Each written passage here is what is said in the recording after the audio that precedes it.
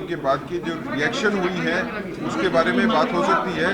जो उसके बाद जो है डिफरेंट पार्टीज की स्टेटमेंट आ रही है उसके बारे में बात होगी। यहीं पे जो क्वेश्चंस होंगे वही होंगे, सेपरेट बाइट जो है वो नहीं। आदरणीय अध्यक्ष श्री रविंद्र रैना जी आपको संबोधित करेंगे।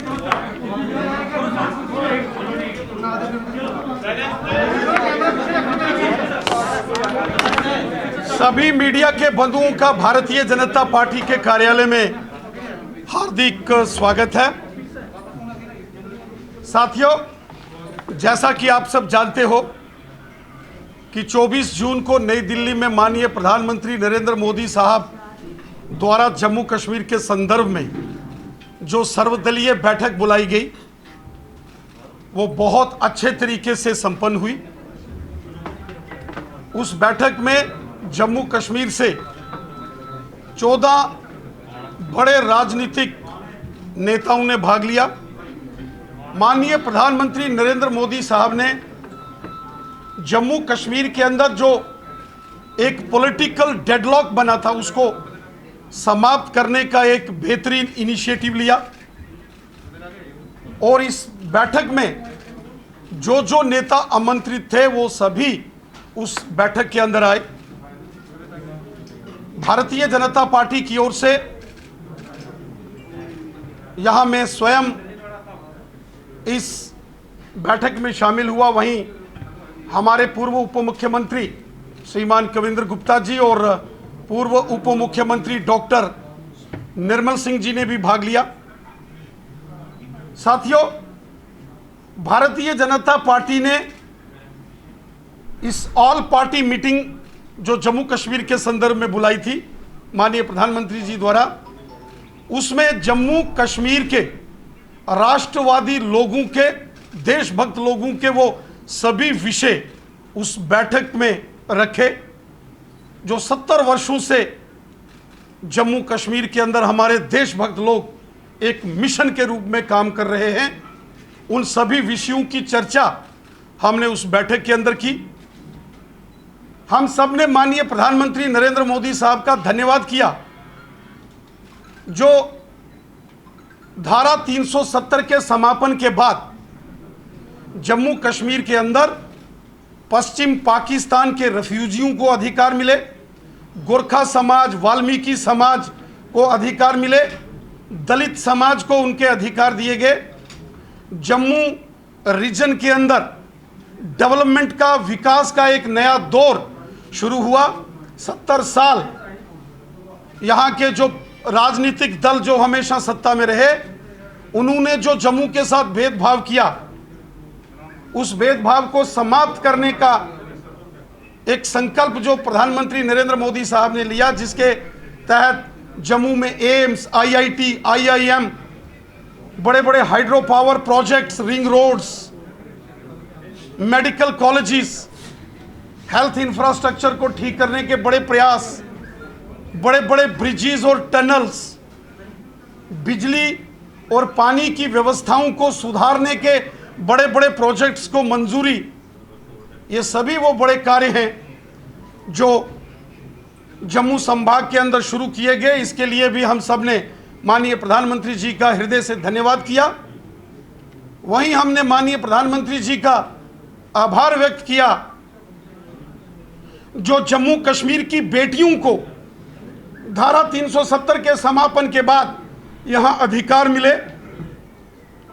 जम्मू कश्मीर के अंदर जो शेड्यूल्ड ट्राइब्स लोग हैं, गुजर बकरवाल, उनको राजनीतिक पॉलिटिकल रिजर्वेशन मिला। जो पहाड़ी समुदाय के लोग हैं, जो कि बहुत ही वतन परस्त पहाड़ी कम्युनिटी, रजौरी, पुंछ, बारामूला और कुपवाड़ा के अंदर जो बसने वाले लोग हैं, जो हमेशा हिंदुस्तान का तिरंगा झंडा बुलंद करके भारत माता की जय बोलते हैं, 70 साल यहाँ के अंदर राज करने वालों ने कभी उन पहाड़ियों की आवाज़ नहीं सुनी, कभी जम्मू के डोगरों की आवाज़ नहीं सुनी। और माननीय प्रधानमंत्री जी के प्रयासों का यह नतीजा है कि आज 108 से अधिक केंद्रीय कानून जो धारा 370 के चलते जम्मू कश्मीर में लागू नहीं थे, वो सभी कानून आज यहाँ लागू हो चुके हैं। आज चाहे वो राइट टू एजुकेशन एक्ट है, वो फूड सिक्योरिटी एक्ट है, वो जम्मू कश्मीर में लागू कर दिया गया है।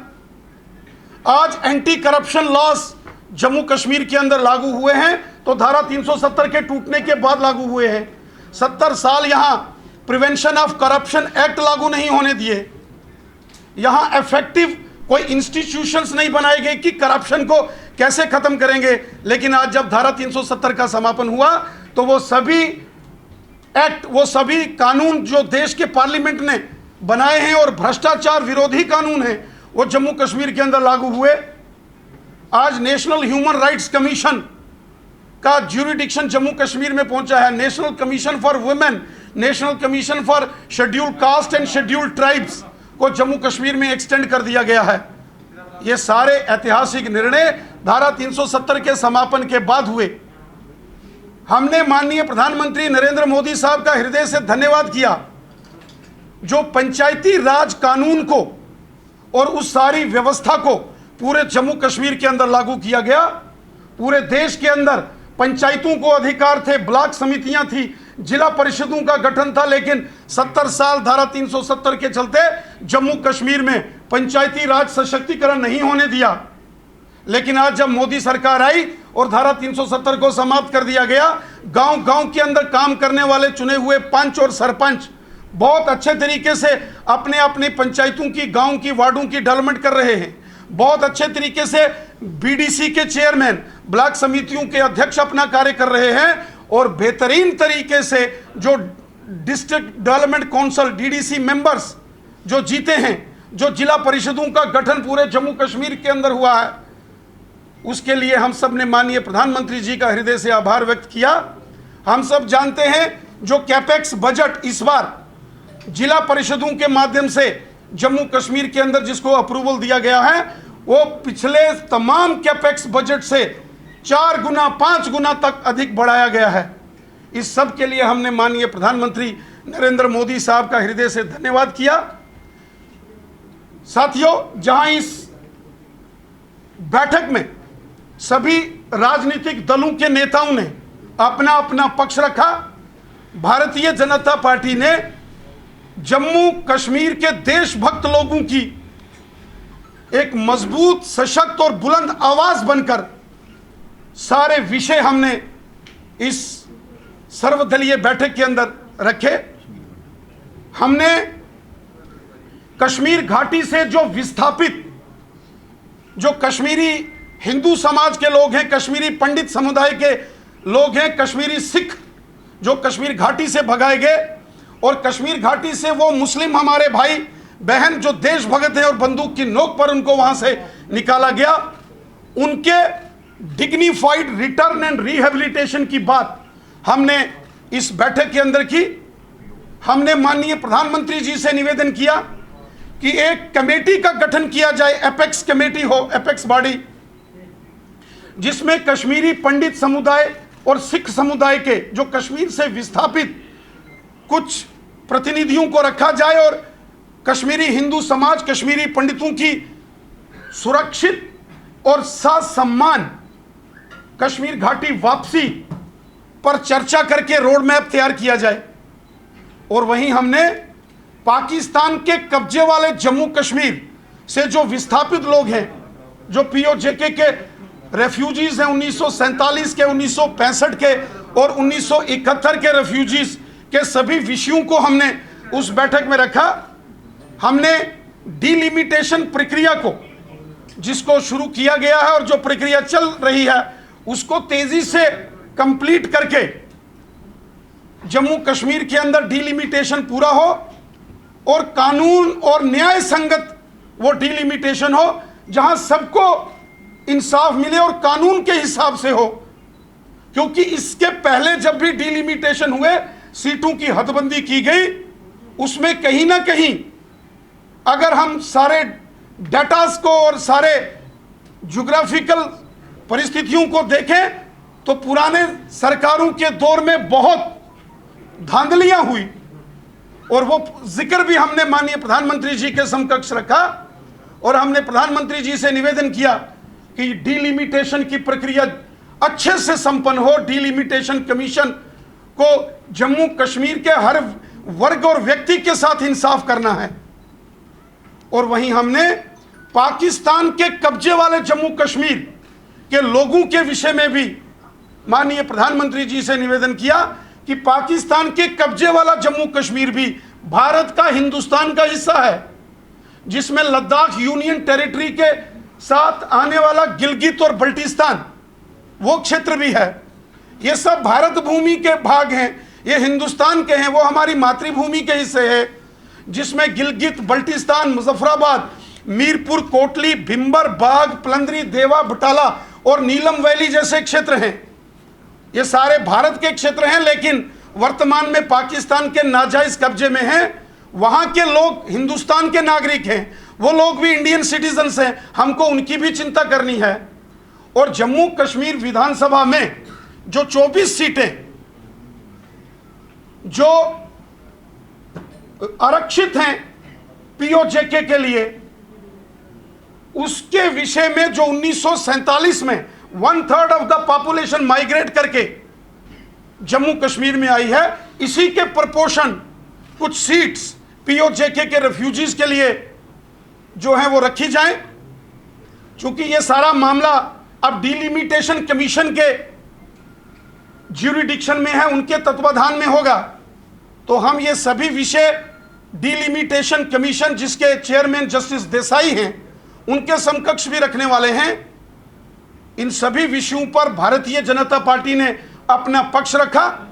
जम्मू कश्मीर की जनता के वो सभी महत्वपूर्ण विषय हमने इस सर्वदलीय बैठक के अंदर पूरे जोर शोर के साथ रखे हैं।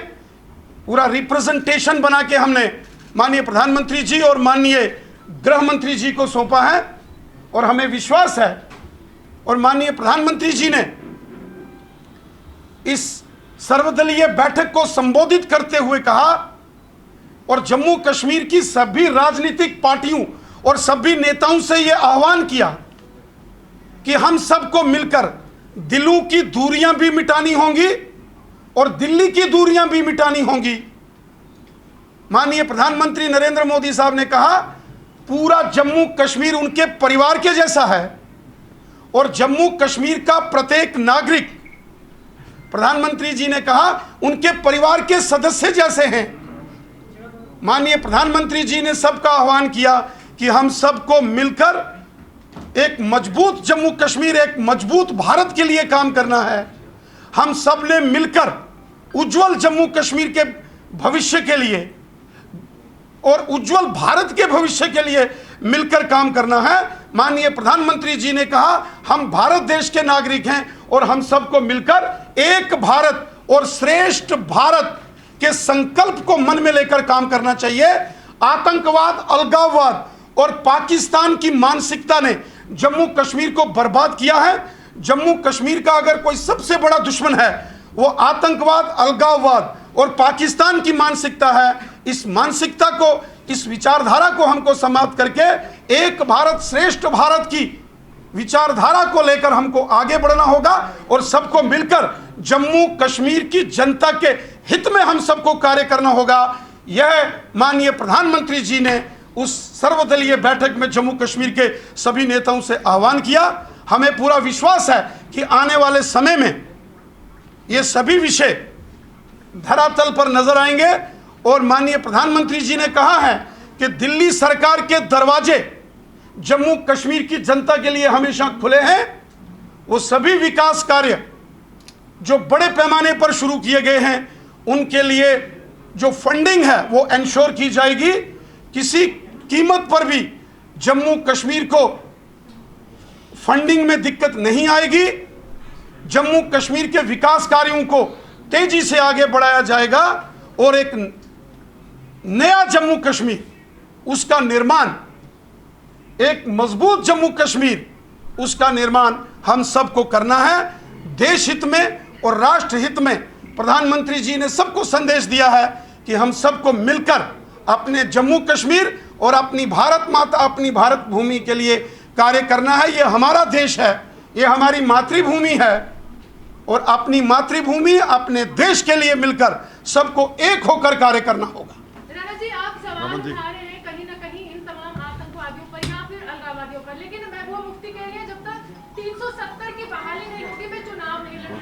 क्वेश्चन इकट्ठे ले लेते हैं। कि दुश्मन बन रहे हैं। मरावन जी आप भी पूछिए, पूछ लीजिए।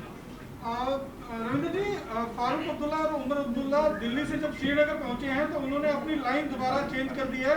उन्होंने कहा है कि राज्य में पहले जो है वो पहले स्टेटहुड रिस्टोर होना चाहिए, उसके बाद चुनाव और फिर डिलिमिटेशन की बात होनी चाहिए।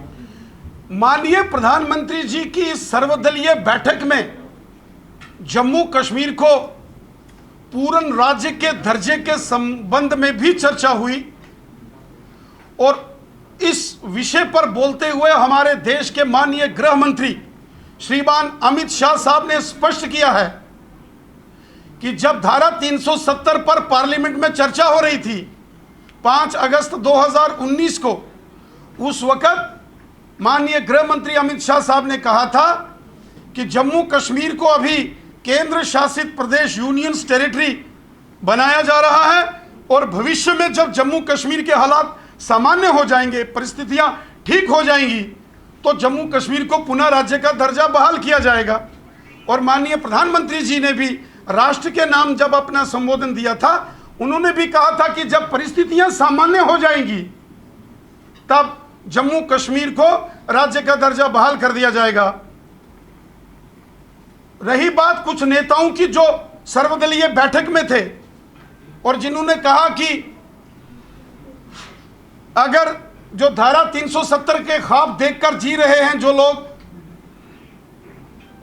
उनके लिए एक बात स्पष्ट है, जिस धारा 370 ने जम्मू कश्मीर में आतंकवाद, अलगाववाद और पाकिस्तान की मानसिकता को जन्म दिया और जिसके चलते लाखों बेगुनाह लोगों की यहां हत्याएं हुई, उस धारा ने जम्मू कश्मीर के लोगों को तकलीफें पहुंचाई हैं।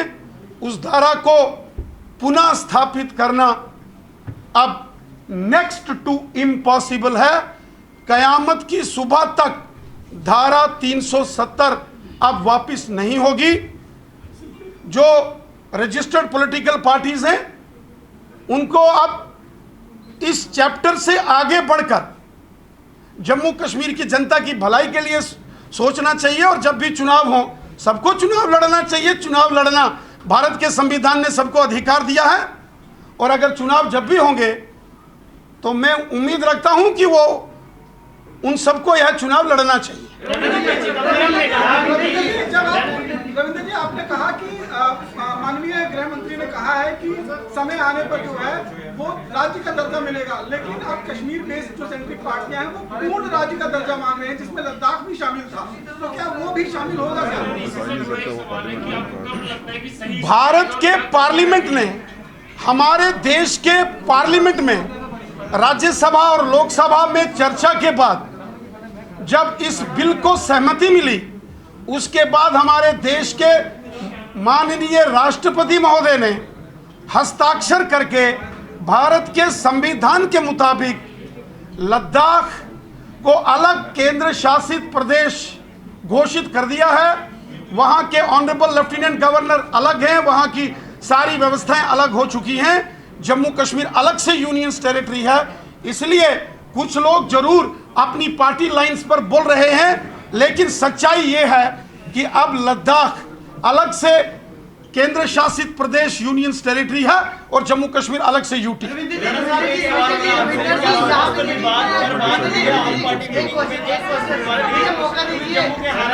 पुरानी सरकारों में भी डायलॉग प्रोसेस होते थे, लेकिन तब आरोप भी लगता था कि वो कश्मीर सेंट्रिक हो, लेकिन 5 अगस्त 2019 को जम्मू को लगा कि बिना डायलॉग प्रोसेस के भी काम चलाया जा सकता है। लेकिन क्या अब मान लिया जाए कि फिर से डायलॉग? माननीय प्रधानमंत्री, चूंकि एक पॉलिटिकल डेडलॉक बना हुआ था, पिछले 2-2.5 वर्षों में एक पॉलिटिकल डेडलॉक जम्मू कश्मीर के अंदर था।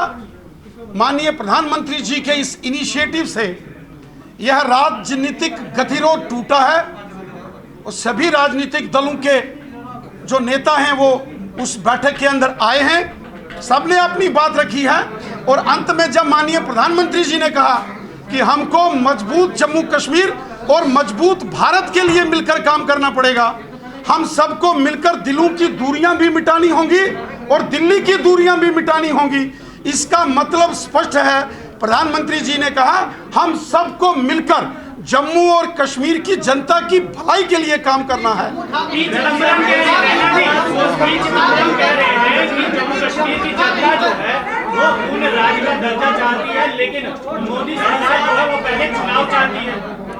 अब जो कांग्रेस के कुछ नेता हैं, पी चिदंबरम हो या कुछ और नेताओं, वो उस बैठक में नहीं थे, लेकिन इस प्रकार के कांग्रेस के कुछ नेता हमेशा राष्ट्र विरोधी बयानबाजी करते हैं।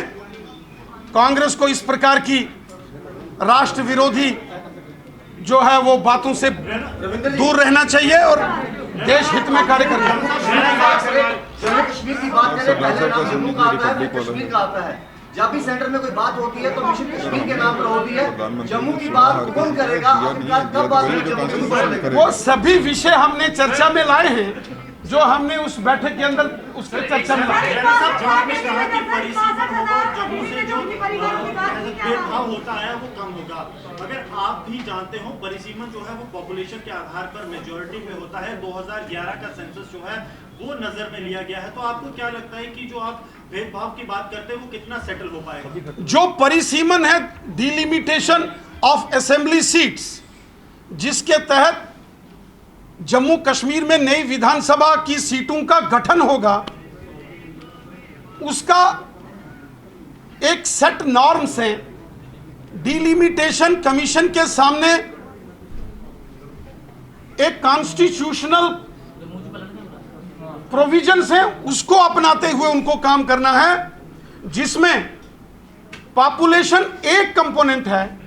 उसके अलावा उस अलग अलग क्षेत्रों की रोड कनेक्टिविटी कैसी है, एक्सेसिबिलिटी कैसी है, टोपोग्राफी कैसी है, एक्सट्रीम हिलीज हैं या कम हिली एरियाज हैं, टेरेन कैसा है, वहाँ के अंदर बेसिक जो फैसिलिटीज़ हैं, health facilities, school educational facilities, उनकी क्या व्यवस्थाएं हैं। ऐसे अनेक पैमाने हैं जिनके आधार पर वह रिपोर्ट डिलिमिटेशन कमीशन ने तैयार करनी है।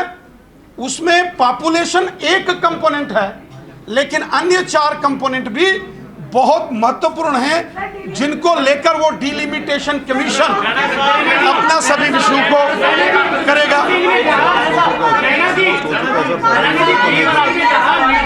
कश्मीर पर चर्चा हुई है, जम्मू की बात ही नहीं, वो भी बोले हैं, उन्होंने भी अपना पक्ष रखा है, हर एक ने अपना पक्ष रखा। स्वास्थ्य विभाग को लेकर बातचीत माननीय प्रधानमंत्री ने